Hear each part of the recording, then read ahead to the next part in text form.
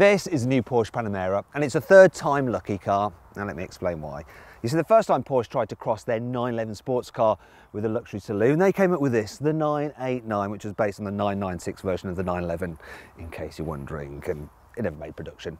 Little wonder, a bit ugly. When they finally got the concept kind of right, it was this, the first version of the Panamera, which looks a bit blobby, kind of hunchbacky. An ugly looking brute, really. This time around though, they've got it right. It's a nice looking car, isn't it? Apart from these horrible garish brake calipers on this e-hybrid version. Other than that though, yeah, smart looking thing. I really love the interior of this Panamera. It's a really simple, clean, sporty design. I like the way that you're separated from the front passenger with this big central tunnel. It feels super sporty. The seating position, you can get it nice and low. The steering wheel sporty as well. And if you want to, you can jack up the seat so you get a better view out, but it kind of ruins the actual feel of the car. I love the seats on this particular model. They are the upgraded seats. You can extend the base out really far to give you lots of under thigh support, and then you can alter lots of other different pieces on the seat as well. And there is enough adjustment in it if you want to create lots of legroom because you're a bit of a lanky person. The steering column, that's electrically operating. There's a lot of movement in that as well, so it's easy to get comfy in this car. And the quality of the materials in here are second to none. So the leather, the dash, everything just feels super expensive. I like the metal bits of trim about the place. Solid metal on the door handles, which is really, really nice. Everything feels super sturdy and really well screwed together. It's very hard to fault, even the little buttons up here. And yeah, the window switches are plastic, but they've got a nice gloss effect to them. The sun visor feels sturdy and expensive. The way the vanity mirror cover slides, the lighting up here as well, the little LEDs, it's all just super, super expensive. And this frameless mirror. The only thing about this mirror though is that it's really tiny for such a big car, but then that's because the view at the back is so small, there's no point actually having a very big mirror there. It is lovely and nicely laid out and easy to use as well. The digital dials that you get are really, really cool. However, the central dial is actually analog. That's for the rev counter, but then you do have digital speedo in it. The rest of the dials look sort of analog, but they're not, they're digital, and you can cycle through different views like this. So you can even have sat nav on there if you want, then use the other side to cycle through the different views on this other screen here. Very, very cool. Obviously you've got this main screen here for the car's key infotainment system, and it's a touchscreen system. It's not actually the easiest to use. You've got these little icons down the side that you have to jump through. Then there's certain little buttons up there to expand various menus. While it does make a clicking sound when you press the button, the screen doesn't vibrate to really confirm it like the screen does in Audi's latest system, and that means that when you're driving along, especially at speed in this car, it can be a bit of a faff to kind of operate the system. You do have a little swivel wheel down here that you can control the menus with and rotate through different functions, and there's some shortcut buttons here as well which do click when you press them, but they're kind of awkward to get at because the gear selector's in the way. So too is the volume control. It's there, it's a rotary dial, that's silly. I like this though, the temperature controls are very easy to operate because they're physical buttons there, you just press them, and then there's the seat heating and all of that there as well. And then obviously the passenger's got theirs. Weird thing though is when you come to operate the direction of this central air vent, you're like, how do I do that? You have to go into the menu to climb it, and then you can control the central vent electrically. So that all moves around the vent in there, which seems kind of cool, but a little bit kind of unnecessary. What happens when your passenger jumps in, they try and move it and they break it? Yeah, it's going to be a little bit annoying, isn't it? Tell you what's also annoying, the equipment list on this car. So if you actually look at this one I've got here, you go, oh, that's all pretty nice. You've got some cool features like ambient lighting down there. It's super luxurious with the two-tone leather and stuff. That's because this car is highly optioned. This thing is worth about £160,000. It's got about 20 grand's worth of options on it. It's insane. Now what we need to talk about now is actually the kit you get as standard as you move through the range of the Panamera. As standard, all Panameras get at least dual zone climate control and an 8-speed automatic gearbox. They also get leather seats and a 10-speaker stereo with Apple CarPlay and Android Auto compatibility. S models add a wider choice of interior trim colour choices, folding rear seats which split 60/40, and beefier brakes. GTS models add Sports Chrono package, which includes a little stopwatch on the dash, electrically operated sports seats with 18 ways of adjustment. It's quite a lot of adjustment, that. And a black sports exhaust. Turbo models get height adjustable air suspension a 14-speaker Bose sound system for playing your banging tunes, and Porsche Park Assist. Turbo SE hybrid models add luxurious Alcantara headlining, 21-inch alloy wheels and carbon ceramic brake discs. Now for all those different models you can add an executive pack, and that includes a panoramic glass sunroof, rear seats that recline for greater relaxation and split 3 ways so you can carry 2 people in the back and longer items through the middle. And rear wheel steering, so the back wheels actually steer in the opposite direction to the front wheels at low speed to aid manoeuvrability. Then when you're going faster, they turn in the same direction as the front to aid stability. Finally then, let's talk about practicality here in the front of the car. You've got some massive door bins. Look, that's a 1.5 litre bottle, and there's another 750 millilitre bottle there. You've got 2 cup holders there, varying sizes. So look, you've got one for a smaller cup there, and it's not too deep that you can't get a small cup of coffee in there, and a bigger one there for your larger cup of coffee. Underneath here you have a 12-volt charger, you've got your input for USB, and there's a little storage area here. And I like this, look, there is a place for your mobile phone there, and you can keep it out of sight so you're not messing with it when you're driving along. Also, there's a little storage area there, perfect for your keys. The glove box is only just about big enough for the manual. Looks like it's going to be huge, but once you've got that in there, there ain't much space for much else. Now let's move on to the back. So the rear doors on this Panamera, the opening's not too huge, but the doors do open quite wide. So it's not such a pain to open in tight parking spots because you can get in and out quite easily. I'll just jump in here. So, considering this is a sporty car, there's plenty of room here in the back seats. Look, a lot of headroom, loads of knee room. If the person in front of you has their seat low, you can't really stretch out underneath the seat, but if they lift it up, then you can do, and it feels a bit like a limousine then in the back. Children probably won't like the fact that this rear window ledge is quite high, so they might struggle to get a view out. Speaking of kids, fitting a child seat is relatively easy in here, apart from one thing. Isofix anchor points are somewhere in there, so it can be a bit of a faff to locate it. Also, you can probably tell as well, look, this car is a 2-seater only in the back, but people over 6 foot will be fine. I mean, I'm just average height, and I've got this seat in my driving position, and as you can see, I've got loads and loads of room. It's really quite nice. Then you've got this central console here, which separates you from the rear passenger. Once again, makes it feel sporty. This one has the upgraded 4-zone climate control, so we've got the same thing going on here in the back with the vents as we had in the front. Now, this particular area is quite interesting because look, under here, oh, that works really nice. You've got some cup holders. Now, I should point out that you're going to need them because the door bins are absolutely tiny. But you can put a bottle in there. It's not really very deep, but did you see that? Look, you can actually raise up the cup holder so it can carry taller bottles like that. And then in the other one, you have a little gripper there, so you can put your energy drink in there, and there are 2 charging ports for each person's mobile device. So that is quite cool. And I'll tell you what's nice as well, the quality just extends back here. So you've got airplane style pockets on the seat back, so yeah, it will hold your iPad nice and firmly. Also, you've got metal surrounds for the rear ventilation system. There's another one up here. The lighting back here is just as cool, LEDs as in the front. You've got a coat hook there, but if you don't want a coat dangling here, there's another one here as well. It's all very luxurious, and the ambient lighting, if you paid extra for it, does extend back here as well, and there around the speaker again. I could easily travel a long way in the back of this car. Speaking of the back of this car, one of the problems with the old Panamera is that the back end just was hideous. This one though, look at it. It's super cool. I love this light bar here and the 3D Porsche badge. I could look at this back end for quite a while. It's really, really nice. Anyway, we need to move on to the boot itself.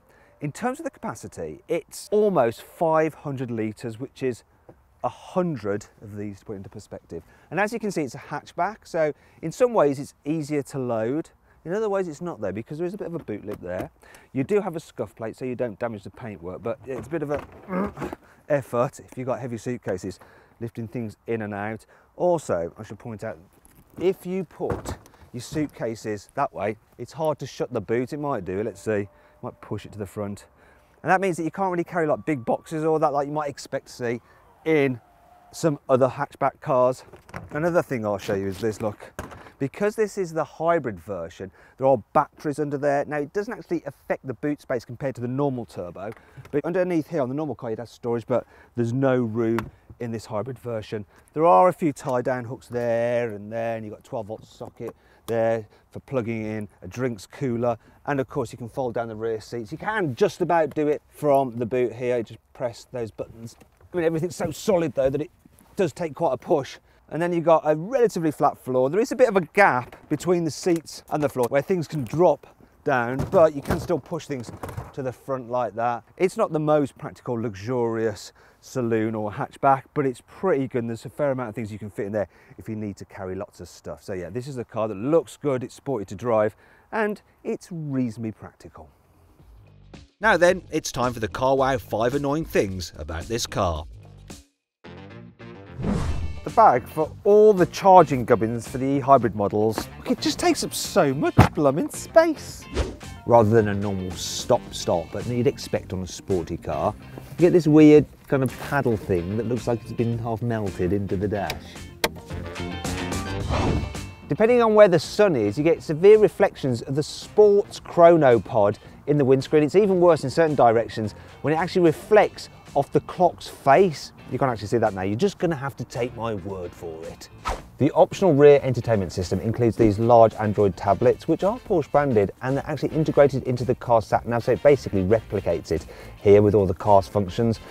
The problem with this though is that if you want to fold the rear seats down, look, it gets in the way, so you have to remove them. Considering they cost almost £2.5 grand, you absolutely have to remove them from the car every time you park it and leave it somewhere, otherwise a thief will remove them for you. It's a little bit mean that a car of this price doesn't get a reversing camera as standard right across the range, and even when you do have it, the actual graphics aren't that clear. Don't worry, there's still plenty to like about this car. Here's the CarWow 5 cool features. This car has a super cool pop-out rear spoiler. Kind of reminds me of the way a Beetle's wings open up out the casings, and then when you're done flying, it folds away. How appropriate to reference a Beetle when talking about a Porsche. The e-hybrid versions of the Panamera can drive an electric power load at speeds of up to 80 miles an hour, and they have an electric only range of up to 20 miles, though not if you're doing 80 miles an hour. Also, you can choose the different hybrid modes, so if you put it into hybrid auto, it will use the engine combined with the electric motor to maximise efficiency. If you press E-hold, it will hold your electric charger at a certain level, so rely more on the engine, so that if you go into low emission zone, you can then run it on an electric power load. Alternatively, if you don't have access to a charging point, you can use the engine to charge up that battery. It's all very clever. This car's retractable load cover also includes a blind. How cool is that? I've never seen that before. Now you'd think that that makes this load cover really hard to remove because obviously it's going to be heavier, and it is quite heavy, but you've got this really sturdy handle with which to release it, and it's actually dead simple to put back, he says. Yeah, see, there you go, not too bad. The Panamera's bonnet, the wings, the doors and the tailgate are made out of aluminium to help keep the weight down. And it does kind of need that, especially in the case of this e-hybrid, because the batteries and the motor add weight. In fact, this particular car here weighs over 2.3 tonnes. Oh dear. Most cars' seatbelt warning sounds are quite annoying, but not this car's. It's kind of like cool jazz. Listen to that. Doesn't spoil the ambience when you're cruising along on electric power alone. Yeah, baby. Right, and let's talk about engines and pay attention because this could get quite confusing. So the range kicks off with the normal Panamera 4. So that has four-wheel drive, but it has a 3-litre V6 turbo with 330 horsepower. Then there's the Panamera 4S, which has a 2.9-litre V6 turbo with 440 horsepower. Then there's the GTS, which has a 4-litre V8 with 460 horsepower. Then the Turbo, which has the same engine but tuned to 550 horsepower. Now on each of those cars you can add in an e-hybrid system, which includes some batteries and an electric motor, which adds an extra 130 horsepower to each engine's performance. This car may well be a plug-in hybrid, but it's also a high-performance Porsche. So combined with the V8 and the electric motor, you've got 680 horsepower, and I want to show you how fast this thing is. So I'm going to put it into Sports Plus with Sports Response mode, so I get full power from the engine, full power from the motor, and now I'm just going to launch it, which is dead easy to do. I just floor the brake, floor the throttle. There we go, and let go of the brake. Blimey. Let's measure it to 60. That totally shocked my cameraman, didn't it? Yeah. 0 to 60, look at that. What does that say there, Brad? 3.6 seconds. 3.6 seconds to 60, and this thing weighs 2.3 tons. That is madness. And now I can go into electric-only mode and just cruise along like I'm trying to save the planet. Oh yeah, silently just wafting on electric power with utter smugness. When you're driving along in town, it's okay, but it really is a big old thing, long and wide, and because you sit quite low, it's hard to judge where the corners of the car are, so you like go through gaps, like gritting your teeth and praying that you're going to make it. And then there's the view out the back, which isn't great either, or over the shoulder. So it can be a bit intimidating in town, and the turning circle is not particularly brilliant either. Get out onto the motorway and this thing excels though, so it's reasonably comfy at speed. You do get a bit of noise from those big old tyres, and I don't think overall it's quite as comfy to waft around in as something like a Mercedes S-Class. When you're cruising along, economy in this can be all right depending on where you've charged it. So I charged up last night, full battery, and I averaged just under 40 miles per gallon. However, I was driving sedately, and if you're not careful and you don't charge it, you're going to get very low economy out of this, about 22 miles per gallon. Another thing I think this car isn't quite as good at compared to an S-Class is the ride quality. So over bumps, the suspension does feel a bit on the firm side because it's got a sporty edge, this car. This one has the air suspension and it's pretty blooming good. It does float-ish, but once again, not quite as soft as an S-Class. You do feel those bumps just a little bit more. Now we've just switched over cameras because I want to show you just what this car is like through the bends, because my cameraman's now trying to hold the camera himself, and watch this. You can hurl this thing around corners and it just grips and goes round. It's insane, but it makes his job really, really hard. It's quite incredible how this thing handles actually for such a big car.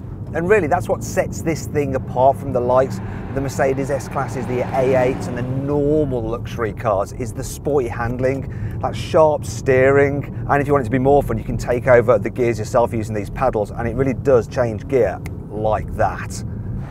I do have a few words of warning though, and they're specifically about this e-hybrid version. Because of all the electric motors and battery, you add 300 kilos to the car, and so it doesn't feel quite as agile as the normal car without the system. And then there's the brakes. So the e-hybrids have regenerative braking, and the brakes just don't feel quite so natural, so they're harder to judge, especially in traffic. They can just feel a little bit kind of jerky and grabby, so you can end up kind of kangarooing along a little bit. But other than that, it's like you can have your cake and eat it, be eco-friendly and a complete and utter hooligan at the same time. So my verdict on the Porsche Panamera: should you avoid it? Should you consider it? Should you shortlist it? Or should you just go right ahead and buy it? Well, I reckon you should shortlist the Panamera. It's a really good luxurious car that feels like a sports car to drive. It's just that some other luxury saloons are more practical, slightly comfier to travel in, and better value for money.